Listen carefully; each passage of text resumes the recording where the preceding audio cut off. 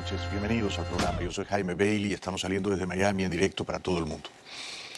Hoy el dictador venezolano Maduro ha recordado la renuncia precipitada del entonces dictador Chávez al poder en abril de 2002. Maduro, que tiene una relación promiscua con la verdad, dice que aquello fue un golpe de Estado contra Chávez. Pero el golpe de Estado lo había dado Chávez ya contra la democracia venezolana, nada más asumir el poder, gobernando como un déspota, como un dictador bananero, envileciendo, acanallando gradualmente la democracia venezolana. No fue entonces un golpe contra Chávez. Chávez renunció bajo presión, pero Maduro desfigura la historia. ¿Saben? El comandante Hugo Chávez cerró, luego del golpe de Estado del año 2002, del cual estamos nosotros conmemorando sus 20 años, el comandante Chávez tomó la decisión de cerrar de plano la misión militar estadounidense en Venezuela. Y luego quedó ese edificio allí, en el corazón del fuerte militar más grande e importante de Venezuela, el Fuerte Tiuna.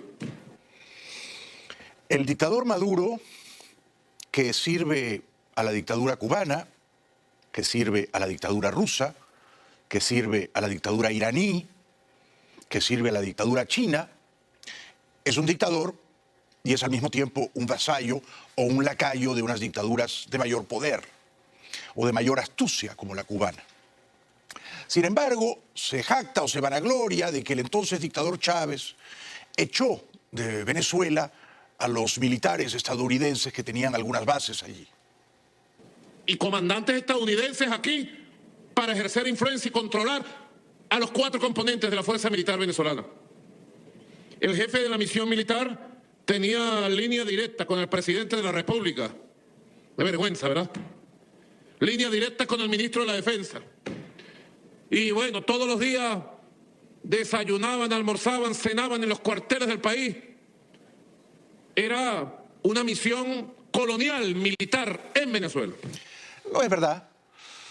La Venezuela de los 40 años de punto fijo entre 1958, cuando cae Pérez Jiménez, y 1998, cuando gana Chávez las elecciones en diciembre de ese año, esas 4 décadas Venezuela no era una colonia de Estados Unidos, no era una colonia de nadie.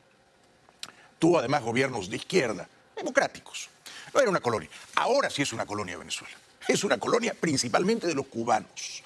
Maduro rinde cuentas como procónsul de La Habana en Caracas a la dictadura cubana y por extensión a las dictaduras que mencioné antes, la china y la rusa principalmente. Así que Maduro, que posa como un libertador venezolano, en realidad es agazapado, un agente de inteligencia cubano sentado en el poder en Caracas. ¿Cuántos países del mundo tienen misiones militares estadounidenses? ¿Cuántos países del mundo tienen bases militares estadounidenses? Para ejercer su hegemonía, su influencia y el control sobre las fuerzas militares para ponerlas al servicio de la geopolítica de dominación estadounidense en el mundo. Y cuando haga falta, ponerlas al servicio de las políticas golpistas, como en el caso de Chile, 1973, contra el hermano presidente Salvador Allende. Vamos a ver, en los tiempos recientes Estados Unidos no despliega nuevas bases militares, más bien las cierra, ¿no? Vimos lo que ocurrió en Afganistán. Biden asumió el poder, dijo, nos vamos muchachos, llevamos 20 años peleando esta guerra, es una guerra infinita, no la vamos a ganar, y nos vamos, y se fueron. De manera que no hay un imperio que se extiende, al contrario. Estados Unidos en tiempos contemporáneos, pienso en Trump, pienso ahora en Biden, refrena muchísimo la pulsión de usar sus fuerzas militares. Lo estamos viendo en Ucrania. Biden no ha querido poner un soldado a pelear por la causa ucraniana. Si Estados Unidos fuera un imperio con las botas puestas, habría soldados peleando en Ucrania, a favor de la causa de la libertad y del honor de ese país invadido por los rusos. Pero por supuesto, Maduro articula toda esta fabricación, esta patraña antiimperialista, ¿no? Y lo que no dice es que él sirve dócilmente como un adulón bigotudo a otros imperios que sí tienen planes probados de expansión, como Rusia, que ahora se ha expandido a Ucrania, y como China, que pretende expandirse a Taiwán. Estos sí son imperios. Y no solo son imperios, sino que son países gobernados a mano de hierro. No son democracias, no respetan los derechos humanos y no hay allí las mínimas libertades. Porque algunos pudieran decir, eso es historia pasada. El golpe de Estado contra João Goulart, 1964. Eso es historia pasada, Maduro, ya deja de hablar de eso, ¿vale? El golpe de Estado contra el gran Salvador Allende. No, eso no se va a repetir. No se va a repetir. ¿Y qué fue lo que le hicieron al gran jefe indio del sur, Evo Morales? Octubre del año 2019. Un golpe de Estado militar tradicional dirigido desde la Embajada de los Estados Unidos en La Paz contra nuestro hermano presidente Evo Morales Ayma. El gran jefe indio describe el dictador elefatiásico Maduro al inepto dictador boliviano Evo Morales. Vamos a ver, no se puede comparar a Allende año 1973 con Evo Morales año 2019. No se puede comparar, ¿no?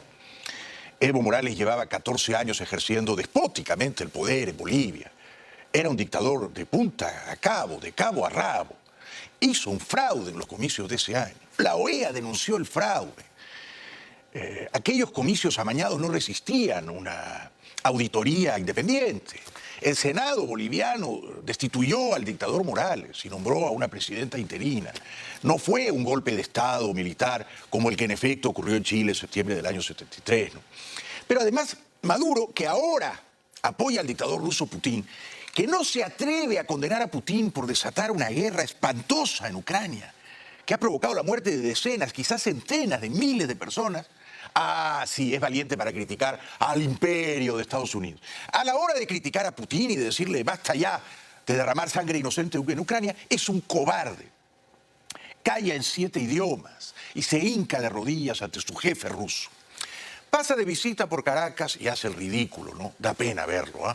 Da pena ver cómo se arrastra babosamente ante Maduro, ante un dictador que probadamente viola los derechos humanos, encarcela y tortura a los opositores, vicia, trampea las elecciones, se perpetúa en el poder.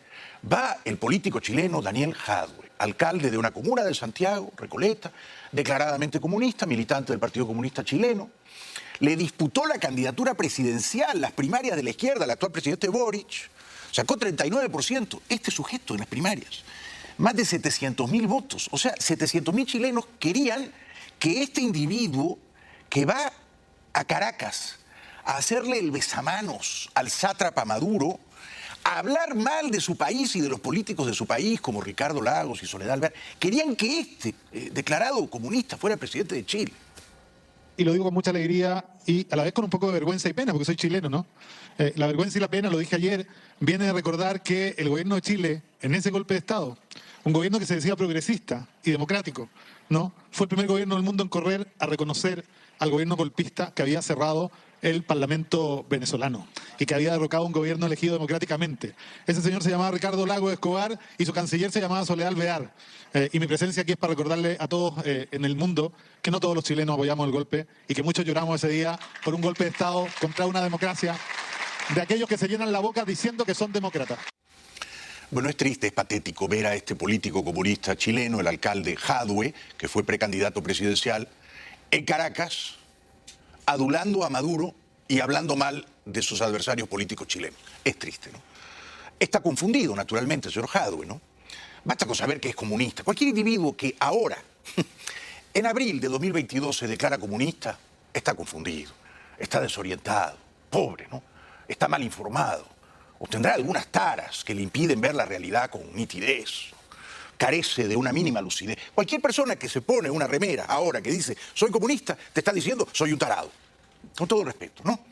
Entonces, este señor va a Caracas a celebrar que es comunista, va a Caracas a elogiar a una dictadura corrupta que ha fracasado, que ha arrojado al exilio a más de 5 millones de venezolanos, y además va a Caracas a hablar mal de los políticos chilenos. Es una vergüenza. Y luego dice que está contento porque la resistencia venezolana de estos últimos 20 años... ¿De qué resistencia habla? Es una dictadura cruel la venezolana. La resistencia será la de los pocos venezolanos que todavía sobreviven en ese país, que la dictadura chavista ha hundido en la miseria, en la abyección. No, va a adular a Maduro. ¡Qué cara dura, Jadwe! Pero mucha alegría de ver la resistencia de 20 años, presidente. Mucha alegría de ver la batalla contra la mentira de 20 años. Y quiero decirle además que yo quiero saludar a las Fuerzas Armadas bolivarianas de este país a través suyo. Porque en nuestro país los militares se han puesto más de una vez al servicio de un país extranjero para derrocar a su propio gobierno. Y los militares chilenos, los grandes militares chilenos, se han puesto al servicio de otro país para asesinar a sus propios generales en jefes del ejército, ¿no? Y eso es muy distinto a lo que uno ve aquí cuando mira una fuerza armada que son incapaces de ponerse contra su propio pueblo, ¿ah?, para servir a los intereses de un país extranjero. Si será tonto este político chileno Jadwe, ¿no? ¿No sabe que los militares venezolanos a los que él glorifica, ¿ah?, están todos hincaditos de rodillas ante los espías cubanos? ¿No sabe que hay más de 2.000 agentes de inteligencia cubanos sembrados en Caracas y que ellos dan las órdenes y los militares venezolanos obedecen?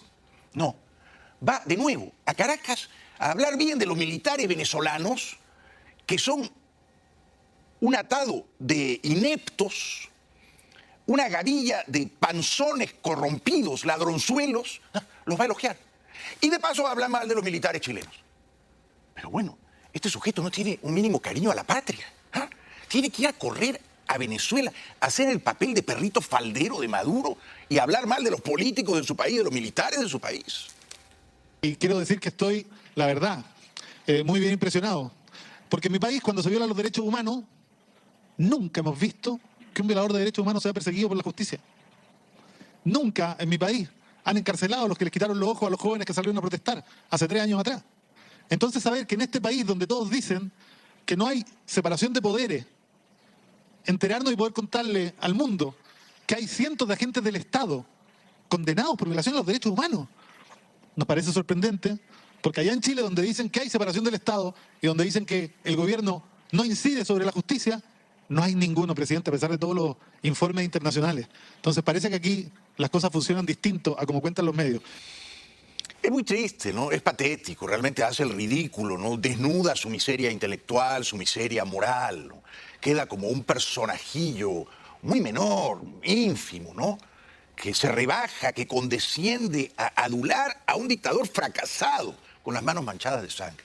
Y además miente, y al mentir vierte lodo, arroja fango sobre su país. No es cierto que en Chile no se ha perseguido a los violadores de los derechos humanos. No es cierto. Hay numerosos jefes militares de la dictadura de Pinochet que fueron enjuiciados y castigados por las violaciones a los derechos humanos. Y eso está probadamente documentado. No es cierto tampoco. Él dice, los militares que les arrancaron los ojos a los muchachos en las protestas. No es cierto que no hay una justicia independiente en Chile. La hay. Y actúa. Y cuando los agentes del Estado, las fuerzas del orden, se exceden o cometen abusos, la justicia chilena actúa y castiga. No hay, en cambio, una justicia independiente en Venezuela, señor Jadwe. No la hay. Usted puede pararse y hablar en Caracas porque todos en esa dictadura saben que usted va a adular a Maduro. Ahora, ¿usted cree que le permitirían a alguien ponerse de pie y criticar a Maduro sin sufrir luego la represalia previsible, la cárcel, las palizas, el destierro? No hay una justicia independiente. ¿Es tan tonto usted que no lo ve? ¿Es tan miope que no lo advierte? En Chile sí hay unos fueros de justicia independiente. De modo que usted, que quería ser presidente de Chile, no da la talla ni para alcalde de Recoleta, señor. Y yo creo que 20 años después hay que reconocer que esa unidad y que ese proceso ha podido enseñar a mucha gente en América Latina que las cosas se pueden hacer distinto, pero que además, ¿no?, que se puede resistir a este imperio que en toda su existencia nunca ha cambiado, nunca ha aprendido de sus errores y sigue haciendo exactamente lo mismo que ha hecho en las últimas décadas, destruyendo pueblos enteros con mentiras, derrocando gobiernos democráticamente electos para servir a sus intereses, porque eso que algunos llaman Occidente no tienen ni valores ni principios, solo tienen intereses. Es usted un cabeza de chorlito, señor Jadwe. Tiene usted el cerebro deshabitado. Su cerebro es una cámara vacía. ¿No sabe que en Chile hay más de 500.000 de venezolanos? ¿No conversa usted con ellos?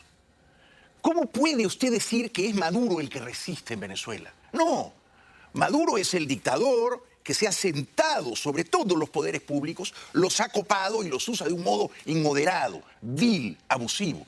Los que resisten en Venezuela, los pocos que quedan resistiendo de pie en Venezuela, son los políticos asustados, aterrados, casi todos se han ido ya, y los ciudadanos que no disponen de recursos para irse. De manera que los que han resistido estos 20 años en Venezuela, o 22, son los ciudadanos de a pie, los más pobres. Estos son los que han sufrido las desgracias del chavismo. Unas políticas miserables, fracasadas, antiliberales, que usted ahora va a aplaudir como un pequeño arlequín deslucido en la carpa del circo del chavismo, en la carpa del puticlub del chavismo internacional. Va usted a hacer ese papel. Triste papel el suyo, señor. Una pausa y regresamos.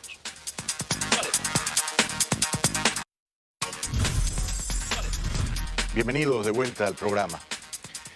El presidente ucraniano Zelensky, que era un comediante, era un actor, y que tenía, por lo visto, una cita con la historia, ¿no?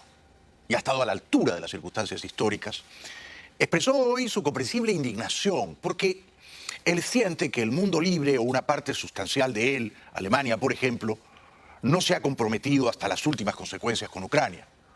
Alemania sigue comprándole gas a Rusia. Что их так называемая спецоперация якобы идет по плану. Но если честно, никто в мире не понимает, как вообще мог появиться такой план. Как мог появиться план, который предусматривает гибель десятков тысяч своих же солдат. Чуть больше, чем за месяц войны. Кто мог утвердить такой план? И какой финальный уровень своих же потерь для этого человека приемлем? Десятки или все-таки сотни тысяч погибших? ¿Cuántos muertos más tienen que morir? ¿Cuántos más? Para que ciertos países de Europa abran los ojos y dejen de hacer negocios con el dictador ruso. Zelensky les advierte que están perdiendo el tiempo y que están jugando con fuego.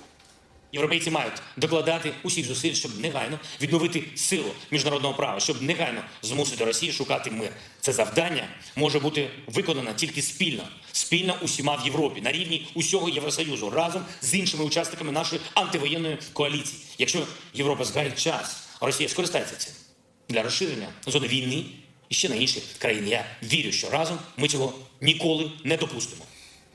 Zelensky le ha propuesto a Putin un canje de prisioneros. Ucrania entregaría a Medvedchuk, un amigote de Putin, un oligarca ucraniano capturado hace más de un año antes de que comenzara la guerra. Se había fugado, lo recapturaron. El presidente de Ucrania, Volodymyr Zelensky, propuso el martes intercambiar a ucranianos detenidos en Rusia por Víctor Medvedchuk, un hombre próximo al presidente ruso Vladimir Putin. Propongo a la Federación Rusa que intercambie a este tipo suyo por nuestros niños y nuestras niñas que ahora están en cautiverio ruso. El empresario ucraniano permanecía en arresto domiciliario, pero lo violó y fue detenido de nuevo tras desaparecer días después de la invasión de las tropas de Moscú, el 24 de febrero. Fue arrestado desde el año pasado por una acusación de traición y es una de las personas más ricas de Ucrania. Su figura es muy controvertida por sus estrechos vínculos con Putin, que es el padrino de su hija pequeña. Nada menos que Putin es el padrino de la hija de este Medvedchuk, que es un millonario, quizá billonario ucraniano, al servicio de Rusia. Por eso fue acusado de traidor, le dieron arresto domiciliario, escapó el día que comenzó la guerra, febrero 24, se vistió de soldado ucraniano, pero lo capturaron. Este hombre es Víctor Medvedchuk. Es el líder del partido ucraniano prorruso Plataforma Opositora por la Vida y llevaba en arresto domiciliario desde hace más de un año, acusado de traición. Entre los cargos, desvelar secretos de Estado, tener negocios en Crimea y trabajar para Rusia. Y es que Medvedchuk no ha dudado en mostrar su apoyo a Moscú. Tiene, de hecho, una relación muy cercana con Putin. Escapó de su arresto poco después de comenzar la invasión de Ucrania y ahora ha sido capturado de nuevo. Zelensky lo anunciaba con una fotografía de él esposado, vestido con un uniforme militar. El presidente asegura que trataba de ocultarse entre las fuerzas nacionales. Y ya que ha elegido un uniforme militar, ha dicho, será tratado según las reglas de la guerra. Propone a Moscú un intercambio, Medvedchuk a cambio de los prisioneros capturados por Rusia. Bien por Zelensky. Este Medvedchuk, por supuesto, es un traidor, es un felón, ¿no? Es un infiltrado de Putin en la vida ucraniana. Quiere que Ucrania sea anexada a Rusia. Que Rusia se trague de un mordisco a su país. ¿Qué clase de ucraniano es este Medvedchuk? Claro, ha hecho su fortuna gracias a Putin. Es un poderoso oligarca prorruso detenido por Kiev al que se propone intercambiar por niños ucranianos supuestamente llevados a Rusia por la fuerza. Pero, ¿qué se sabe realmente de Víctor Medvedchuk? Se trata de una de las personalidades ucranianas más cercanas al presidente ruso, hasta tal punto que incluso es el padrino de una de las hijas de Vladimir Putin. Legislador, abogado y empresario en sectores como la energía, alimentación y acero, ha pasado una fortuna cercana a los 600 millones de euros para situarse como el 12º hombre más rico de su país. Este canalla había fundado un partido político en Ucrania prorruso para cumplir la agenda de Putin. Fundó un partido político prorruso con una treintena de diputados que fue prohibido por las autoridades el mes pasado tras el inicio de la guerra. Su cercanía al Kremlin inquietó al gobierno ucraniano. En mayo de 2021 fue puesto bajo arresto domiciliario tras ser acusado de alta traición e intento de saqueo de los recursos naturales de Crimea. Huyó de su arresto durante la invasión rusa y Kiev espera ahora obtener información muy valiosa de él. Entre tanto, Rusia afirma en tono victorioso, pero no hay que creerles, que 1.000 ucranianos, soldados ucranianos, se han rendido en la batalla épica por Mariupol. Muestra fotos de apenas un puñado de soldados ucranianos. Se ven 1.000, eso seguro. Nueva ofensiva del ejército ruso para hacerse con todo el control del puerto de Mariupol. Y para mostrar su éxito, difunde la imagen de 1.000 soldados ucranianos que dice se han rendido, muchos de ellos heridos. El ministro de Defensa de la autoproclamada República de Donetsk asegura sobre el terreno que los prisioneros de guerra cuentan que sus mandos los abandonaron sin víveres. Tengan miedo o no, lo único que pueden hacer es rendirse porque los tenemos cercados y no podrán escapar de aquí. Dice Moscú que se han rendido 1.026 soldados ucranianos. Yo no veo a 1.026, yo vi a 26, pero no a 1.026. Desde Moscú confirman se han rendido 1.026 marines ucranianos, incluidos 162 oficiales, gracias a la exitosa ofensiva de las tropas rusas y las milicias de Donetsk. Ucrania no lo confirma mientras los satélites captan estas largas caravanas de tropas y tanques que se aproximan desde Rusia a la región del Donbass, que Putin quiere someter por completo. Putin necesita por lo menos algo para presentar a su propio pueblo y para sentarse a la mesa de negociaciones con algo, porque ahora mismo Rusia no tiene casi nada. Mariupol no se cayó, solo un ciudad de Kherson y nada más. Kharkiv no cayó, capital también. Muy bien, brillante el analista. Putin quería conquistar a Ucrania entera, instalar un gobierno dócil, títere en Kiev, arrestar y matar a Zelensky. Nada de eso se logró. Ha fracasado. Ahora pretende decir que no, que en realidad solo queríamos quedarnos con el Donbass y vamos a ver si lo consiguen.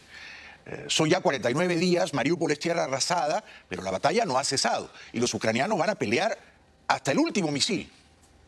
Mariupol es una ciudad completamente arrasada tras 49 días de asedio por parte de las tropas rusas. Según Kiev, al menos 20.000 civiles han muerto durante una brutal invasión que, en palabras del fiscal de la Corte Penal Internacional, ha convertido Ucrania en una gigantesca escena del crimen. Según el portavoz del Ministerio de Defensa del Kremlin, Igor Konashenkov, 1.026 soldados ucranianos se han rendido a las tropas rusas en Mariupol. La televisión rusa ha mostrado imágenes de decenas de combatientes en manos del enemigo. Kiev responde que unidades de la 36 Brigada de Marines lograron abrirse paso y unirse al regimiento Azov. ¿Usted ve 1.000 personas ahí? Yo no. 20. 30 como mucho, pero 1.000 no. Entonces, claro, se rinden 20 soldados ucranianos y esto dice se rindieron 1.000. Yo no veo a los 1.000, yo no veo a los 1.000. Lo que se sabe de fuentes de inteligencia confiables es que sigue la resistencia heroica ucraniana en Mariupol. La batalla continúa. El ejército ucraniano asegura que la batalla de Mariupol continúa y reconoce que el enemigo está llevando a cabo una ofensiva cerca del complejo metalúrgico de Azovstal y del puerto marítimo. Las últimas imágenes por satélite muestran edificios en llamas en la ciudad y un despliegue de tropas y vehículos blindados en el oeste de Rusia. Posiblemente formen parte de la gran ofensiva en el Donbass que podría comenzar en cualquier momento. A todo esto, ¿qué espera Biden para ir a Kiev? Ha ido Boris Johnson, ha ido Ursula von der Leyen, ha ido Josep Borrell, hoy estuvo el presidente de Polonia, el de Lituania, el de Letonia, el de Estonia. ¿Qué espera Biden para ir a Kiev? Una pausa y regresamos.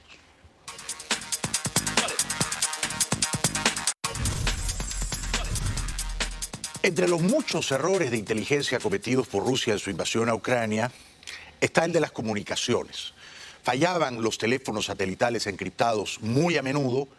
Y entonces los jefes militares recurrían a sus teléfonos celulares. Los ucranianos podían escuchar esas conversaciones, saber dónde estaban y dispararles con precisión. Pero también los ucranianos han grabado conversaciones de soldados de la tropa hablando con sus esposas o con sus madres y diciéndoles a ellas, no nos dan de comer, no sabíamos que nos llevaban a una guerra, no queremos seguir peleando, queremos volver a casa. It was clear that they were scared. They said it's better to be in prison than to be killed. 49 people who refused and want to break the contract have been brought there. This is a fragment of a conversation between a Russian military man and his wife. According to her, the Russians who returned from the battlefield do not agree to return to Ukraine. Hundreds of people who have seen enough photos and videos showing the superiority of the Ukrainian army do not want to die in a foreign country either. The media also reported about the military personnel from South Ossetia who refused to go to fight in Ukraine. O sea, centenares de soldados rusos, me atrevo a decir millares de ellos, no quieren volver a Ucrania. About 100 servicemen from the Pskov region also declared their unwillingness to fight on the territory of Ukraine. The Crimean Special Purpose Mobile Unit OMON was offered to move out of the occupied peninsula, but the commander and 11 fighters refused. The security forces from Khakassia don't want to participate in the battles either. From ammunition, they had only shields and clubs. Some had already gone home on the way to Ukraine. A lot of simply ran away without saying anything. They don't understand what it's all about. No one needs this war. Están tan desesperados los soldados rusos que a veces se disparan a sí mismos. en las piernas para no poder combatir, para que los regresen a casa. No ven sentido alguno a esa guerra. Históricamente Rusia y Ucrania han sido pueblos hermanos. No quieren ir a matar gente inocente. Digo, la mayor parte de los soldados rusos, ¿no? Habrá algunos psicópatas o sádicos que se emborrachan y matan todo lo que se mueve, ¿no? Hoy estuvieron en Borodianka 4 jefes de Estado europeos, 3 de los países bálticos y el polaco, con Zelensky, observando la destrucción, los daños provocados por los invasores rusos. ¿Dónde está Biden? The presidents of Poland, Lithuania, Latvia, and Estonia on Wednesday visited Ukraine in the latest show of support and toured the bombed-out ruins of buildings in the town of Borodyanka. This city bore the brunt of a vicious Russian bombardment and occupation before Ukrainian forces liberated it. And Ukrainian President Volodymyr Zelensky said the damage to Borodyanka is, quote, significantly more dreadful than nearby Bucha, with respect to suspected killings of civilians. El presidente de Lituania dijo en inglés que lo que están haciendo los rusos en Ucrania es comparable a lo que hicieron los nazis en ese mismo país, en Ucrania, en la Segunda Guerra Mundial. Poland, Lithuania, Latvia, and Estonia all share a border with Russia. Speaking in English, Lithuanian President Gitanas Nausėda compared the cruelty of the Russian onslaught to that of Nazi Germany. You know, it's even difficult to express in words by seeing what has happened here and what are the damages and how cruel is this regime. I just cannot compare even with Nazis. I think this is worse than Nazis. Tiene razón. Menos mal que los 3 países bálticos se afiliaron rapidito a la OTAN, ¿no? Menos mal. Ahora va corriendo Finlandia, va corriendo Suecia, países históricamente neutrales, pero ahora todos ven a Rusia como el matón, borracho, alicorado, desbordado de vodka, pistolero, que viene a matarnos. Porque sí, porque se aburre. Me dice, pero ¿y con este matón tenemos que convivir? Está ahí en la esquinita. Bueno, con ese matón tienen que cohabitar en efecto. En Kharkov han dejado todo destruido los rusos, pero no han logrado conquistar ni sojuzgar el espíritu de la ciudad y de sus habitantes. El centro de Kharkov muestra las marcas de la destrucción, como las del edificio de la administración regional, atacado en las primeras jornadas de la guerra. 2 millones de personas vivían en esta ciudad antes de la invasión. Hoy han huido, se refugian en el metro o se esconden. En este antiguo hotel, de un lugar que nos piden que no revelemos, unos voluntarios cocinan para los soldados del frente y los vecinos del barrio. Igor, ingeniero informático, ha dejado la computación por esta tarea. Explica que también ayudan a reparar ventanas, porque con las bombas muchos vidrios han estallado y hay casas que se han quedado a la intemperie. Pero resistieron y prevalecieron. Y Kharkov no es ahora una ciudad ocupada por la bota militar rusa. Y se reparten 2.000 raciones de comida a los sobrevivientes diariamente. Pero aquí lo principal es la comida. Preparan 2.000 raciones cada día en una ciudad donde apenas se ven tiendas abiertas y algunos de los que se han quedado no tienen medios para paliar el hambre que acecha. En el distrito de Saltipka, al noreste de Kharkov, todavía humean los restos del combate. Aquí vivían miles de personas, sobre todo estudiantes. Ya no queda nadie. Poco antes del atardecer, solo se escucha a los perros, seguramente abandonados. También se oyen explosiones y algún disparo cercano. Huele a pólvora y a quemado. Los pobres perros hambrientos abandonados de Ucrania. Pobres. El reportero recorre una ciudad fantasmagórica en la que ya casi no hay habitantes porque no hay dónde dormir, y luego escuchan el silbido inquietante de los misiles rusos y se ponen a buen recaudo. Nos acercamos a una zona de garajes frente a un edificio fantasmal de cristales rotos y agujeros de bala y cañón. Rusos y ucranianos han convertido este barrio residencial en un campo de batalla. Nos detenemos ante el fuego de unos coches que sus dueños dejaron aquí antes de huir, cuando de pronto escuchamos un zumbido en el aire. Dron, dice sin gritar el militar ucraniano que nos acompaña y nos recomienda irnos de la zona lo antes posible. Alcanzamos la furgoneta y rápidamente dejamos atrás la desolación y la amenaza invisible. Pero los drones que han funcionado en esta guerra no son los rusos, que han resultado muy defectuosos. Los mejores drones son los turcos. Y Ucrania había comprado un montón de drones turcos, los Bayraktar TB2. También han funcionado los drones kamikazes de Estados Unidos, Switchblade 300 y 600. Estos drones son increíbles. Esta guerra la están ganando los ucranianos con tecnología, no con más soldados, con tecnología. Y con los misiles, los Stinger que derriban helicópteros y aviones, los javelines que destruyen tanques. Fíjense cómo destruyen un tanque de noche. Ahí se ve clarísimamente, es de noche, los rusos no usan visores nocturnos, por lo tanto es mucho más fácil para los ucranianos detectarlos, emboscarlos y darlos de baja, como ocurre en este video. Ahí va, seguramente fue un javelín, o un dron, no lo sé, o un dron. Miren cómo quedó el tanque. Y luego, en otro video de la inteligencia británica, un soldado, que ahora todos los soldados pueden ser reporteros, porque se graban ellos mismos, ¿no es cierto? Y uno ve lo que los soldados están viendo, los vemos con ellos. Se acerca a una trinchera rusa, todo destruido. We've come up to a ridgeline in a village called Malarahan, and we're seeing the remains of a Russian position. What we understand is that the Russians were using this position, and they had a tank here you can see behind me that was destroyed by an NLAW rocket. They were using this position to shell Kharkiv, Ukraine's second city. That's some sort of tank shell. And here, this looks like some kind of bunker, or what's left of it. And there it is, a Russian helmet, which looks like it's been shot through. And another one here. Y luego avanza un poco más, recorre un trecho y ve entre las trincheras rusas abandonadas cuerpos sin vida de soldaditos rusos. Pobres jóvenes rusos, que Putin los manda a morir en una guerra estúpida sin sentido. That's too unpleasant really to show on camera, but behind me in this trench system is the body of a dead Russian soldier, mostly buried by dirt, his name tag and his face still visible. So all along this tree line there are these little ditches that look a little bit like shallow graves, but I imagine these were probably the shell scrapes that the Russian soldiers were lying in, were fighting in, and maybe even dying in. Las tumbas superficiales de los rusos alcanzaron a enterrar algunos, y alrededor de ellas y de las trincheras un montón de cohetes y misiles rusos diseminados que no alcanzaron a lanzar, a disparar. These are all spent Russian rocket rounds. Over here, this one looks like it never had the chance to be fired. There's a sleeping bag and another bunker.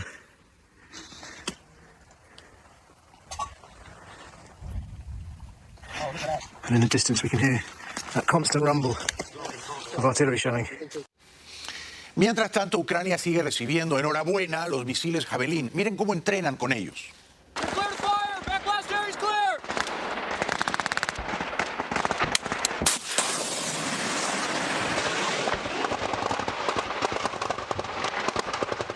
Con estos misiles los ucranianos, en pequeños cuerpos huidizos que se mueven y se esconden y se desplazan y emboscan a los rusos, con estos misiles Javelin han destruido centenares de tanques rusos.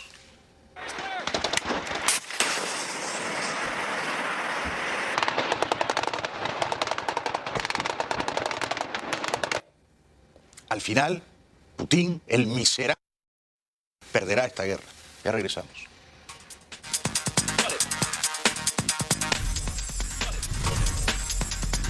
Para terminar, hoy en París, en un acto de la candidata de extrema derecha Marine Le Pen, una jovencita valiente le recordó a la señora Le Pen su complicidad con el dictador ruso Putin. La jovencita fue sacada a rastras del acto.